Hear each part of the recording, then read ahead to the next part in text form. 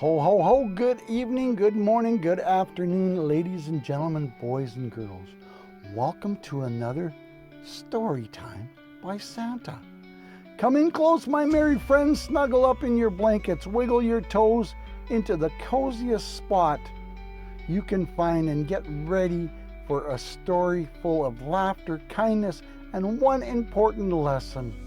Tonight's story is called The Fox Who Learned to Tell the Truth. Even in a bright green forest where the sun played peekaboo through the leaves and the creek sang cheerful songs over the rocks, there lived a young fox named Felix. Now, Felix had a soft red coat, a fluffy white tip tail, and a bright golden eyes that sparkled with ideas. Oh, he had ideas, all right. Felix was clever, very clever, sometimes too clever. He could find blackberries before the birds did. He could sneak past crunchy leaves without making a sound, and he could talk his way out of almost anything. That last one, my friends, is where the trouble began. You see, Felix had a very little habit. When something went wrong, he didn't always tell the truth. Sometimes he stretched the truth like taffy. Sometimes he bent the truth like a willow branch.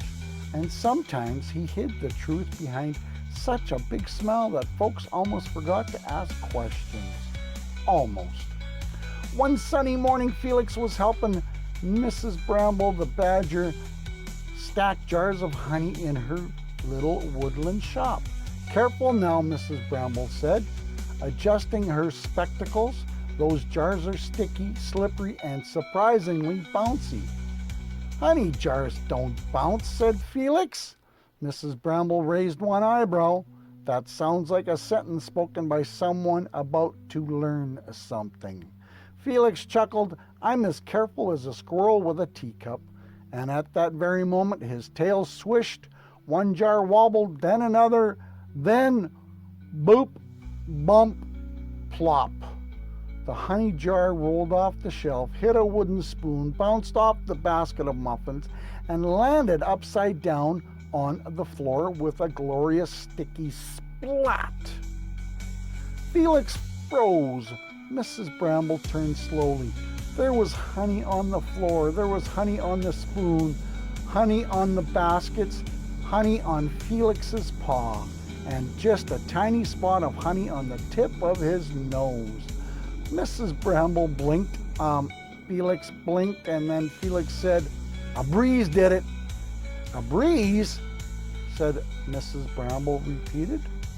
Yes, said Felix, a strong, surprising, sneaky breeze. Very unusual for indoors. Mrs. Bramble looked at the still curtains, then still leaves outside the window, then the perfectly calm room. Then she looked back at Felix's honey-covered paw.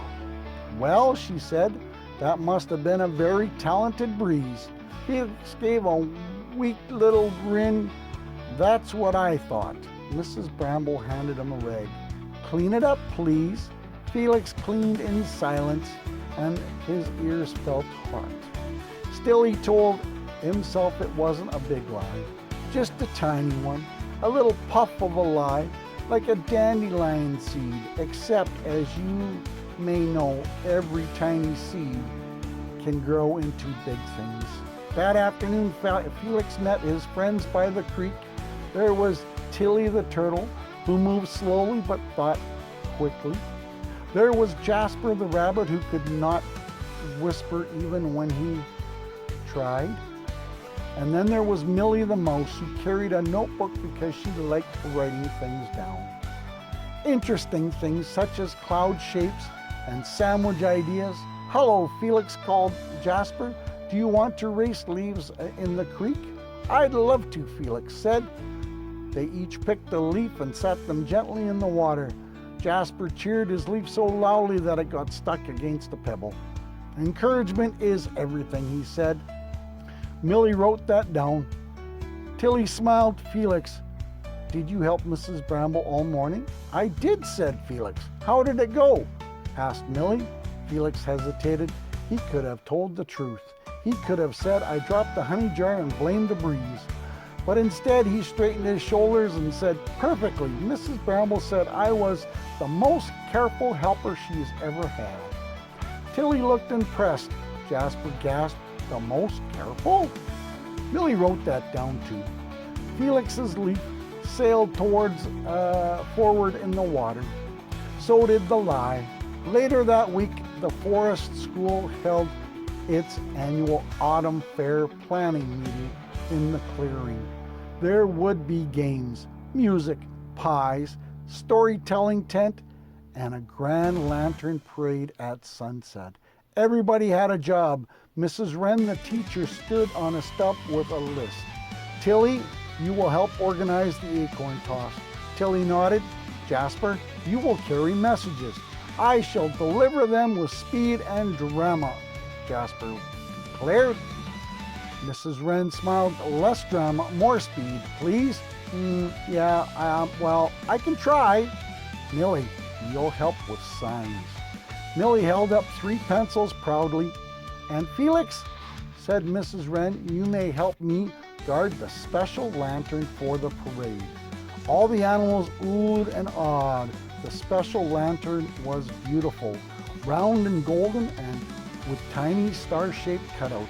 When lit, it sprinkled starry patterns across the ground. It must be handled with great care, said Mrs. Wren. Can I trust you? Felix stood up tall. Absolutely. And then he meant it. He truly, truly meant it. But later that afternoon, while Mrs. Wren stepped away to help with bunting, Felix sat beside the lantern trying very hard to be responsible. Very hard. That afternoon for almost 7 whole minutes. Then Jasper bounced over carrying a message bag. Felix, guess what? The pie contest now has 14 pies. That's excellent news, Felix said, and 1 pie is blueberry cinnamon crumble maple. Felix stared. That sounds almost too powerful. I know. Jasper peered into the lantern. May I look? Only look, said Felix. Millie scampered over too. It's lovely. Tilly arrived more slowly, but that's because she arrived likely with dignity. The 4 friends gathered around the lantern. It would look even prettier lit, Jasper said. Mrs. Wren left a box of matches nearby for later. Felix looked at the matches, then at the lantern, then back at the matches. We probably shouldn't, said Tilly. Probably not, said Millie. Almost certainly not, said Tilly again. Felix nodded, then Jasper whispered, just for one teeny tiny peek. Now, my friends, whenever someone says teeny tiny peek, there is a good chance a story is about to become more interesting. Felix looked around. No Mrs. Wren, no teacher, no grown-ups, only curious faces. I'll be careful, Felix said. He struck 1 match. The lantern glowed softly. Golden stars danced across the grass. Ooh, said Millie. It's magical, whispered Tilly. Jasper spun in circles. I'm in the sky, I'm in the sky. Then he tripped on his own foot, which made Felix jump, which made the match drop, which made Felix lunge for it, which made his elbow bump the lantern. The lantern tipped, rolled, and bumped against a tree root. The glass door popped open and 1 tiny star-shaped panel snapped right off. Silence. Jasper's mouth fell open. Millie clutched her notebook. Tilly closed her eyes. Felix picked up the broken panel with trembling paws. Oh no, he whispered. Just then, Mrs. Wren returned. Ta-da! Her eyes went straight to the lantern, then to the broken piece in Felix's paw. What happened here? She asked gently. Felix's heart thumped. He could feel the truth right there, ready to come out. But then fear rushed in. Fear of getting into trouble. Fear of disappointing everyone. Fear of losing their trust. And so he said, I found it like this. The words landed like stones. Tilly looked down, Millie blinked sadly. Jasper stared at Felix as if he had just announced that carrots grew on clouds. Mrs. Wren was quiet for a long time. I see, she said at last. Felix waited for her to say more, but she only took the lantern and walked away slowly. That evening the forest felt different. The birds still sang, the breeze still danced through the branches, but Felix felt as if a pebble had settled inside his chest. A heavy one. The next morning he found the things were, odd. Not terrible, just odd. When he greeted Millie, she smiled, but it was just a small smile. Then he offered to help Tilly carry leaves. She said, thank you, but I'm all right. Then Jasper came by with messages.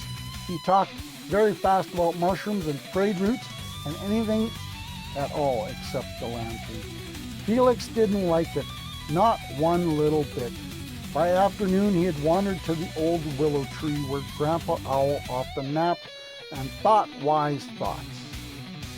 Grandpa Owl was not truly everyone's grandpa, but he listened so well that half the forest called him Grandpa anyway. Felix found him polishing his spectacles with a mossy handkerchief. You looked like you swallowed a pine cone, Grandpa Owl said. Felix sighed. I feel worse than that. Sit, said Grandpa Owl. Felix sat. For a while they listened to the creek. Then Grandpa Owl said, would you like to tell me what happened, or shall I guess wildly and assume you tried to teach squirrels opera? Felix gave a tiny laugh. No opera. Pity. Continue. So Felix told him everything. The honey jar, the careful helper lie, the lantern, the broken panel, the lie about finding it that way. When he finished, Grandpa Owl folded his wings. My, he said softly, that is rather tangled string. Felix stared at the ground. I didn't mean for it to happen. Most folks don't, said Grandpa Owl. Trouble rarely sends a note ahead of time. It just didn't want everybody upset with me. Grandpa Owl nodded. And now? Now they seem upset anyway. Felix looked up. Why is telling the truth so hard sometimes? Grandpa Owl smiled kindly because telling the truth sometimes takes courage, and a lie can feel like a quick little bridge over trouble. But often it is made of paper, and paper bridges do not hold for long. Felix thought about that. What should I do? Grandpa Owl leaned closer. Tell the truth, fully, kindly, without excuses. Then do what you can to make things right. Felix swallowed. What if they're disappointed? They might be. What if they're angry? They might be. Felix drooped. Grandpa Owl twinkled. And what if they're also relieved to hear honesty at last? Felix blinked. I hadn't thought of that. Grandpa Owl chuckled. That's why I keep extra thoughts around. So Felix took a deep breath, thanked Grandpa Owl, and went to find Mrs. Wren. She was at the schoolhouse tying ribbons onto little parade baskets. Felix's paws shook. Mrs. Wren, she turned. Yes, Felix, I need to tell you something. She set down the ribbon. Felix took the biggest breath he had ever taken in his fox life. I didn't find the lantern broken. I lit it when I wasn't supposed to. Jasper tripped. I got startled and I knocked it over. And I was scared, so I lied. The room suddenly went very quiet. Felix continued, his voice wobbling just a little. I'm sorry, I should have told the truth right away. I was careless and I made it worse. Mrs. Wren looked at him for a long moment. Then she nodded slowly. Thank you for telling me the truth. Felix blinked. You're not roaring. Mrs. Wren smiled. I'm a wren, dear. Roaring would be unusual. Felix laughed even though his eyes felt stingy. I am disappointed you were careless, she said, and I'm more disappointed that you lied. Felix looked down. I know. But she added, I am very proud that you came back and told the truth on your own. Hope flickered in Felix's chest. Can I fix it, he asked. As a matter of fact, said Mrs. Wren, Mr. Beaver believed he can repair the lantern frame if someone helps polish and prepare it. And all the parade signs still need to be hanging. Felix stood straighter. I'll do both. And then he did. He worked beside Mr. Beaver, who was excellent with careful paws and tiny tools. He polished the lantern until it gleamed. He carried signs with Millie. He tied ribbons with Tilly. He even apologized to Jasper. I'm sorry, Felix said quietly. Jasper's ears drooped. I should have listened when Tilly said not to light it. Tilly nodded. Maybe, but I'm the one who lied. Jasper thought about that, then gave Felix a quick hug. Next time, Jasper said, we shall make better choices before the blueberry cinnamon crumble maple pie distracts us. That seems wise, said Felix.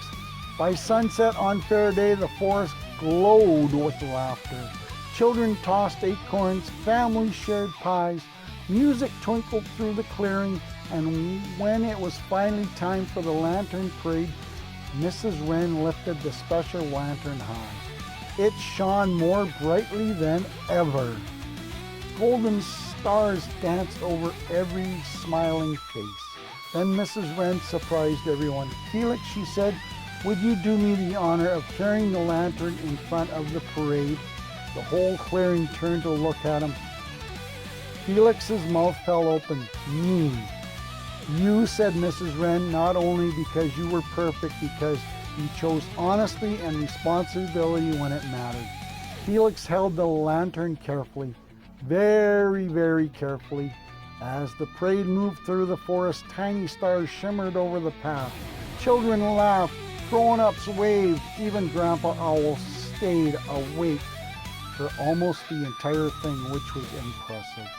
Jasper hopped beside Felix. You look important. Felix grinned. Do I?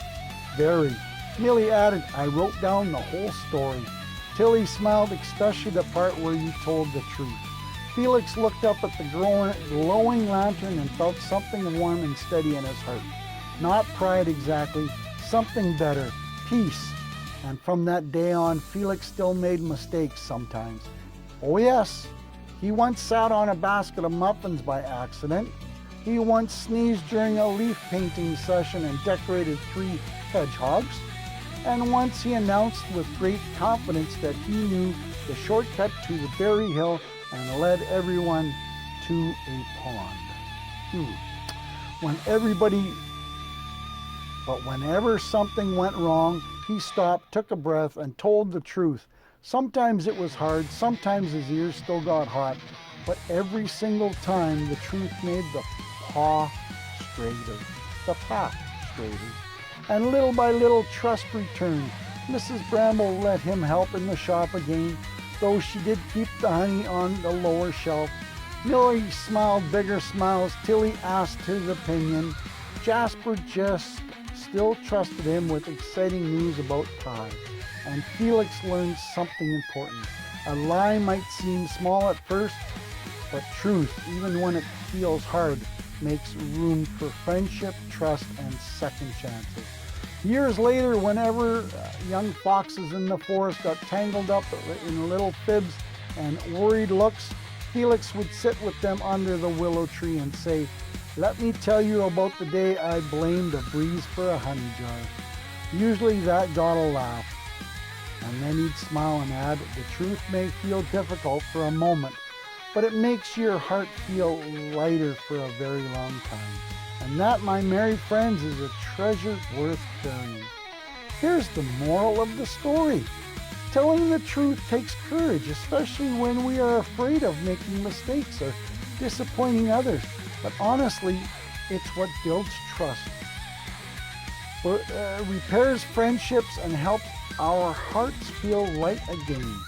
When we choose to speak truthfully, take responsibility for our actions, and do our best to make things right, we show real strength, real kindness, and real care. Wow, ladies and gentlemen, wasn't that amazing? I like that story. I hope you did too. And I hope you'll tell your friends that Santa reads stories. So come back another time and listen to our wonderful story by Santa Papa John. That's story time by Santa. Ho, ho, ho. Santa loves you.